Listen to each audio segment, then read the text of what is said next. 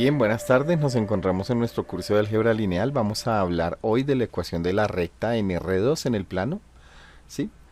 Y para ello, pues necesitamos algunas directrices iniciales para poder arrancar. Vamos a definir un punto P. GeoGebra nos lo ubica en este lugar.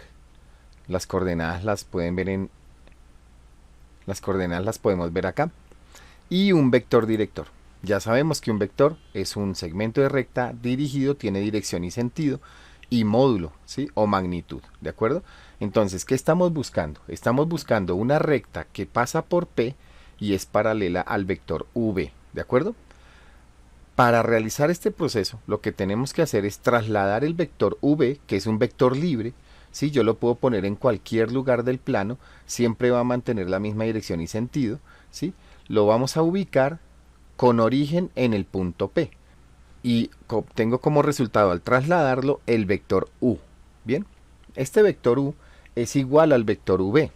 Bien, solo que lo cambiamos a esta posición. Ahora, ¿qué estamos buscando? ¿Qué queremos buscar? Esta recta que está aquí en rojo. Bien, es una recta que tiene la misma dirección sentido del vector V y pasa por el punto P, ¿de acuerdo? Bien, entonces miremos lo siguiente. Marcamos el punto origen donde está el vector V y ubicamos el vector W. ¿Quién es el vector W? Está desde el punto B origen hasta el punto P, que fue el que inicialmente nos dieron para hallar la ecuación de la recta. Bien, entonces, marcando el vector W podemos observar lo siguiente. ¿Qué pasa con este vector A? Este vector A es el resultado de la suma del vector W más el vector U, ¿sí? Recordemos entonces que en el método de cabeza y cola para sumar vectores, cuando yo ubico en el final de un vector el inicio de otro, la suma será desde el inicio del sistema hasta el final del sistema, de la construcción que logré hacer geométricamente. Así que el vector A es la suma del vector W con el vector U, ¿sí? Si revisamos, el vector W coincide con las coordenadas del punto P, ¿sí? Y el vector A coincide con el punto A, ¿cierto? Que es el final del vector U, ¿de acuerdo? Es importante tenerlo en cuenta, pues esa es la base para la construcción de la fórmula.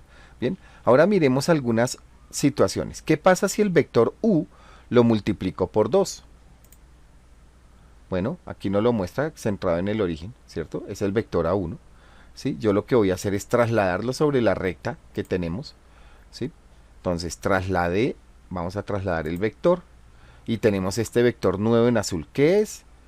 Es el vector V o el vector U multiplicado por 2, ¿cierto? Este nuevo vector, que tiene el doble de módulo, el doble de tamaño del vector U, pues sigue estando sobre la recta que está en rojo, ¿cierto? Entonces es importante tenerlo en cuenta porque hace parte de la conclusión que vamos a obtener en un momento, ¿sí? Y miren lo que pasó. Ya no estoy hablando del vector A como resultado de la suma de los dos vectores U y W, sino estoy hablando del vector C, ¿sí? Y este vector C es el resultado de la suma entre el vector W y el doble del vector U, ¿sí? Pero sigue manteniendo la misma condición. Ahora, ¿qué pasa si U lo multiplicó por 3? Pues que tenemos el vector V multiplicado por 3. Voy a trasladar este vector V a la recta que está en rojo, ¿sí? Y entonces miren lo que nos pasó, ¿sí? Que esta nueva construcción en donde tenemos 3 veces el vector U sobre la recta, ¿sí? Pues, ¿qué resultado nos deja? Que el vector E es igual a la suma de W más 3 veces el vector V, ¿cierto? Bien, entonces, estas ideas son importantes para definir las siguientes fórmulas. Miremos lo siguiente. Vamos a revisar, permítanme, nos movemos un poquito para acá y hablamos de las siguientes fórmulas. Bien, hablemos de las siguientes fórmulas entonces. Yo puedo decir que el vector A, este con el que iniciamos, el vector A, es igual al vector W más el vector u, ¿sí? Perfecto. De ahí arrancamos y esa es la construcción que tenemos. Pero el vector v es igual al vector u, ¿cierto? Esto nosotros lo concluimos en la construcción, ¿cierto? El vector v es igual al vector u. Por lo tanto, yo puedo escribir esta fórmula de esta manera. Que el vector a es igual a w más el vector v. Bien, hasta ahí. Ahora, también puedo decir lo siguiente. Que el vector p, el punto p de coordenadas x0, y sub 0, es igual o coinciden esas coordenadas con el vector w, con este que tenemos acá. Si esas coordenadas coinciden, entonces el vector a, que ya sabemos de dónde lo obtuvimos, es igual a x0, y sub 0, haciendo esta sustitución, ¿sí? Y recordemos que este vector v, ¿sí?, yo lo puedo multiplicar por un número real cualquiera y la condición se va a seguir manteniendo. El vector a va a ser la suma del vector w más tantas veces el vector u. Ese número que multiplica el vector director con el que iniciamos el vector v lo vamos a llamar lambda, ¿de acuerdo? Así que en esta definición que tenemos acá,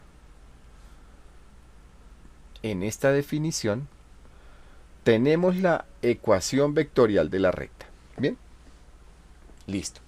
Ahora, este vector a, pues, tiene como el vector, el punto a coincide con el otro punto, con un punto sobre la recta, podemos decir que la recta tiene coordenadas xy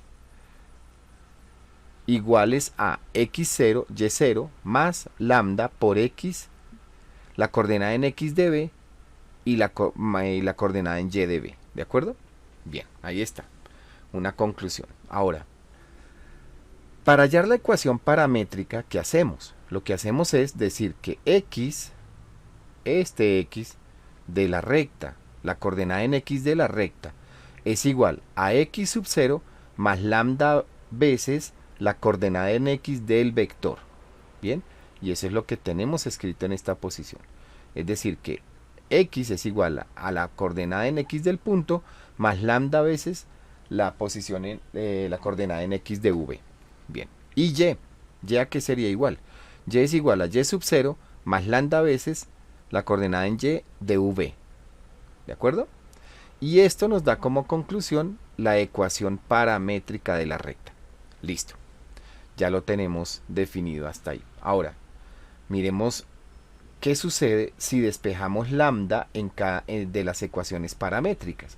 Si despejamos lambda de las ecuaciones paramétricas nos queda x menos x sub 0, x sub 0 está restando ahora, sobre x sub b, que es la coordenada en x del vector, es igual a lambda. Y lambda a su vez sería igual a y menos y sub 0 sobre la coordenada en y de b. Esto que hemos hecho aquí, este despeje de las ecuaciones paramétricas, los llamamos ecuación continua, ¿sí? Esta sería la ecuación continua del vector, de la recta, perdón, ecuación continua de la recta. Se puede hablar también de la ecuación implícita o ecuación general de la recta. Y esa ecuación general o implícita de la recta se presenta de la forma ax más by más c igual a 0. ¿Quién es a? Es la coordenada en x del vector, y ¿quién es b? Es la coordenada en y del vector, ¿de acuerdo?